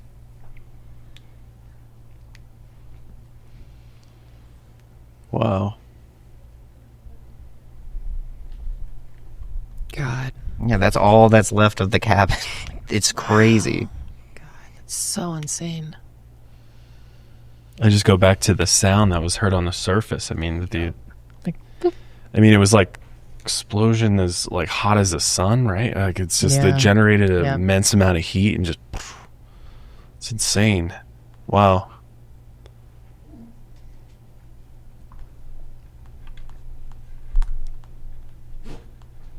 On top of that, testimony from Stockton's friend Carl Stanley, who was present for the crack on Dive 50, brought new accusations to light. Carl said that Stockton knew that the sub would fail from the beginning. For one, he claimed the Titan was named after the ship in the 1898 novella Futility, which many say predicted the Titanic disaster. And on top of that, he said that Stockton was under such intense pressure from investors and the media to deliver on the sub that he had grown suicidal. I mean, these are big accusations here, and I see where he's coming from. According to Carl, Stockton knew that the sub would implode after the bang on Dive 80 due to the readings from the RTM. and had willingly gone on the final dive not only to kill himself, but to make $750,000 from the passengers on board and forever associate his name with that of the Titanic. And if that is actually the truth, that is one of the most demonic things I've ever heard. That is, yeah, I don't know how he thought. God, I don't know. If that really is true, and how did he think that was going to play out? That he'd be seen as a hero that like died for I don't think he the cared. cause. I don't think he cared if he saw it was seen as this nefarious character. The fact is that his name is forever tied with something so well known, and I think that's what he cared about more than anything. God, sick. These poor people. It's like just beyond evil. But yeah, of course that we don't know that as fact. Yeah, it could have just. It could be just negligence, and he didn't. He obviously knew there was a huge chance he was going to die. Whether or not he was suicidal, knew it was for sure going to happen, and wanted it to happen. That's a big accusation. But while we are still waiting for the Coast Guard's official ruling on what the final failure was in the Titan sub, the fact is that Stockton has certainly cemented himself with the Titanic shipwreck as another man who ignored the warnings and took others down in the name of innovation. And it's really creepy to think that their bodies are gone, but just like that it all ended there with the Titanic and everyone else that's down there. It's just such a creepy thought. But we did want to get into some of the theories out there because they're pretty interesting. And obviously there's some crazy, ridiculous ones, but we had to talk about a few here. Of course, any association with something as famous as the Titanic leads to conspiracies, and the Titan Submersible certainly has a few. Given that the Titan had so many known flaws going into that fateful dive, it does almost feel like a tragedy that could have been on purpose, right? So to understand some of these Titan conspiracies, we have to look back at some of the theories associated with the sinking of the Titanic. When the Titanic sank, there were a lot of conspiracies, even at the time, that were floated in daily newspapers and journals. And one of the more Victorian states that a cursed Egyptian sarcophagus lid was brought on board by one of the wealthier passengers. However, documentation proved that this mummy didn't leave the British Museum until 1990, so that's been proven false, but that's always been an interesting one. And then another states that the Titanic was sunk by a German submarine, predating the sinking of the Lusitania, thanks.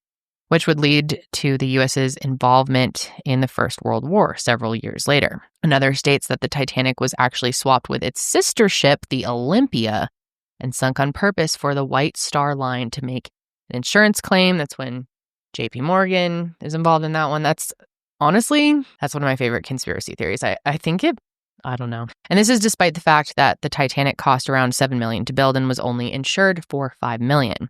However, the most pertinent to these theories surrounding the Titan focus on 3 passengers who died on the Titanic: Benjamin Guggenheim, John Jacob Astor, and relative of Wendy Rush, Isidor Strauss.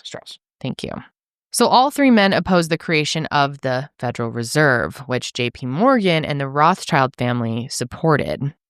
The theory states, and I'm sure a lot of you are familiar with it, especially if you've been watching this show for a while, that the Titanic was initially sunk using explosives for the Federal Reserve to be created unopposed a year later, in December of 1913. Oceangate then engineered the Titan implosion to get less people to see the wreck and learn the truth. One user on Twitter, former Google engineer no less, stated that if you look at the Titanic, you would see that the hole in its hull didn't bend inward like it would if it had struck an iceberg, but rather it bent outward as if it had suffered an explosion. Interesting. But what gives a little more credence to this theory is that the heir to the Rothschilds family, David Mayer D. Rothschild, was on the board of directors for Oceangate. Isn't that crazy? And imploded the sub intentionally so that people could no longer go down there and see the evidence of the Titanic's intentional explosion. Very creative theory there. I know. Well, it's pretty interesting. I don't know. Of course, the theory doesn't hold much water, let's be honest. But for one, there's no proof that any of the 3 men who died on board opposed the Federal Reserve. And the theory often changes to the federal income tax, depending on the politics of the person making the accusation. And on top of that, the damage sustained to the Titanic's hull was theorized as far back as 1912 by those who engineered the ship as a probable outcome of the ship hitting the iceberg at full speed. While certainly fewer civilians will visit the Titanic after the Oceangate tragedy, it's likely not because of a century-old conspiracy. It's not really a conspiracy. It's more just like a woo. Yeah. But the Carl Stanley again, he said that Stockton named the sub the Titan after the name of the ship in futility, which again, like it predates the Titanic tragedy by a very long time. But a lot of people who were reading the book in 1912 were like, "What the fuck? This guy he predicted the whole thing." And so I think that that's a very interesting part of it, is just that there is a book about a ship named the Titan that crashed on an iceberg. Yeah, it's fucking weird. It is weird. Yeah, I remember covering that one. I had completely forgot about that until you brought that up today. But yeah, that's bizarre. And if Stockton really did, like, chances are he named the Titan just because it Titanic, Titan, whatever. Yeah, probably. But if Carl Stanley is right saying like, oh no, he named it after the ship in the weird ass book. Mm-hmm. I don't know. That's a strange it's all connection. very weird. Yeah. I don't know. There's a big part of me that believes the insurance scam theory with the Titanic. I think it's just fun to think about and interesting, and I don't know. I don't think Oceangate and what has happened here has anything to do with any of these theories. I think that is the biggest stretch. But yeah, that's the one Titanic theory that I'm always like, it's fascinating to me. It is always strange, though, with all these like weird little connections and coincidences that are happening now. It's hard not to. It is. And Bohemian Grove to have an element put the little in this. tinfoil hat on and be like, yeah. Ooh. There's that part of me is like still there sometimes, and I don't know. JP Morgan was just such a fuck, and the Rothschilds freak me out, so I don't know. Janelle, do you still believe that one at all? I know we were like big into that one. I would have to do like a full refresh. Yeah, it's been so long that I don't know for sure. But I do remember it was one of the more, I think, credible theories out there. Yeah. In my opinion. Yeah. I don't know what research or debunkings have come out since we covered it. It's probably been 6-7 years since we talked about it, but yeah. But that's going to be it for us today, guys. Definitely want to hear your thoughts on everything we just talked about, but then the whole episode and what you think about Stockton Rush and Oceangate. Do you think this was a suicide mission for him? How aware do you think he was about the potential for it to fail on that specific day? And yeah, I have so many questions. I just want to hear your guys' thoughts on why was everything.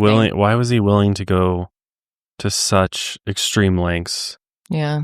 To get people down there so quickly. Yeah. And why was he willing to just throw his life away? It seems like I don't know. Just and throw others' lives away. Yeah. I mean, that's just like is there more that we don't know about? Because if you go to the Oceangate website now, it's just a black screen that says they've basically like shut down. They've stopped all expeditions. It seems like the company's just either kind of waiting it out before it kind of ramps back up again, or it's potentially shutting down. I don't know what's going on. I know they've had several lawsuits, and there's probably a lot going on legally for them, I can imagine. So it'll be interesting to see if any more comes out. And also, we still don't have the final report and findings from the Coast Guard. So it seems like there might be a little bit more. They might have been able to pinpoint from what they found from the wreckage. Maybe something else we haven't learned yet as to what happened down there. I'm sure there will be over the years more and more. And if any sort of criminal charges are going to come out of this, it'll be interesting to see if anybody's going to be held criminally liable for it. So I'm curious. Yeah, it's been interesting to have some of the questions filled, the holes filled, just a little bit. But, and who will take his place? Will anybody be the next? Let's hope not. But that's going to be it for us today. If you enjoyed this episode, let us know in the comments. Make sure you're subscribed, followed, wherever you're listening or watching. But we'll see you guys next time. Till then. Keep on taking your mind a mile higher.